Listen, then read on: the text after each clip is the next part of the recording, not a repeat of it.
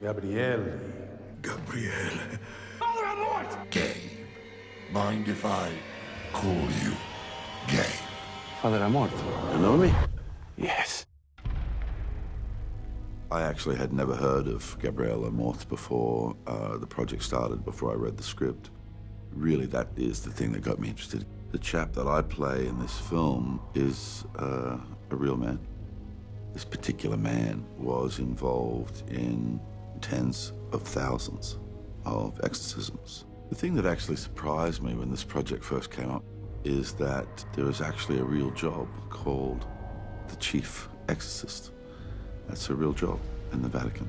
Exorcism is my job, but the vast majority of the cases to which I am assigned do not require an exorcism. They just need a little conversation. He was the real deal, but I think when you look at him as almost a Renaissance man, he was a war hero, he was a writer, he was a theologian. He'd had a very interesting life, Gabriel Amorth. He joined the resistance in the town where he lived, and he fought against the fascists. He became a partisan. He's a very fascinating guy when you really start to like see his whole trajectory, like his life. But the thing that never went away from him was the calling. Each morning, he would respond to the hundreds of letters he received every week from around the world, from those with spiritual diseases, and he became one of the most beloved figures in his native country. Il diavolo è un puro spirito, quindi non è che sia un uomo presente dentro una persona, no. I mean, it's a very dark pursuit when you think about it. You're dealing a lot with people who are suffering deeply. And as it came out in the research, it's 98% the cases that got referred to Gabriel Amorth as perhaps requiring an exorcism. He passed on to medical professionals dealing with psychiatry and psychology, and it was very, very few, obviously, of what came to him that he believed was a takeover in some way of a human body. And obviously, to do his job, he absolutely believed in what he was doing. The only way your son comes back to you is through faith. I just found his character very interesting. He said some very controversial things in his time. And he was very, very definitely his own man. I am the chief exorcist of the Vatican. My position was appointed by my bishop. My diocese is Rome. My local bishop is the Pope.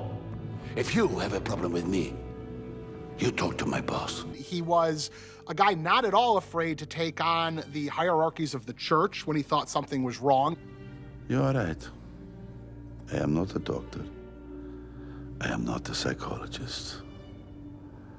But I am a theologian, I am a lawyer, I am a journalist, and I am a practical man. I was also a partisan in the war, so I know a firing squad when I see one. I'm not sure what their attitude towards horror films is at all, actually, really, in the first place. But I've talked to quite a few priests, and they all seem to see the films. And I think even Gabriel Amorth said that his favorite horror film, the most accurate one, was actually The Exorcist. I do actually enjoy the responsibility of playing real people, but there is a kind of an extra responsibility when you're playing somebody real to try and get the essence of that person across.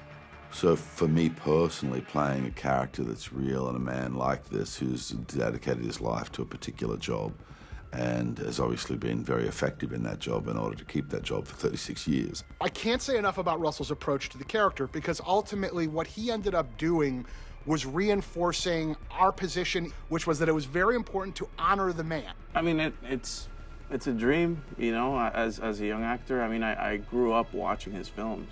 You know, the relationship between Father Amorth and Father Esquivel is pretty much like a mentor relationship. And in many ways, that was our relationship outside of the camera, you know, and it's learning from him, learning from somebody that I admire, and I respect his work ethic and how he approaches characters. You don't get to stay handsome in this business for too long. Please, don't. Reading between the lines and reading his articles and knowing that he did have a certain particular irreverent take on things and trying to bring that into the film. He's an individual, he's not a cookie cutter man of the cloth by any means, you know. Particularly our version of Gabriella, you know, he rides a Lambretta motor scooter, he wears red socks under his cassock. If you do not believe me, just ask my friend. I found out hundreds of fascinating things about Gabriel Amorth. One of the things that was just so idiosyncratic was whenever he recognized negativity or let's call it the devil, you know, he would make this sound, cuckoo. Yeah, so there's video footage of him in the middle of exorcisms just suddenly coming out with that. But I think it goes along with one of the things that he'd come across in that if you keep your good humor in front of the devil, it's not something that the devil likes. You know any jokes? No. You should learn some. The devil does not like jokes. You can't hide behind your jokes forever.